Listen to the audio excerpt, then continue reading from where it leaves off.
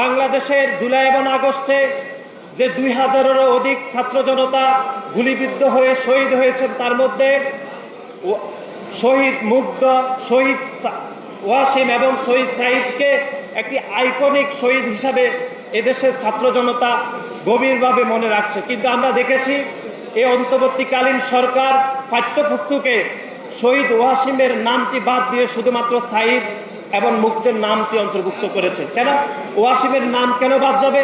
কারণ ওয়াসিম বাংলাদেশ জাতীয়তাবাদী ছাত্র দলের একজন কর্মী হওয়ার কারণে তার নামটি পাঠ্যপুস্তক থেকে বাদ দেওয়া হয়েছে, যেটি আমরা গণমাধ্যমে এর আগে কথা বলেছি।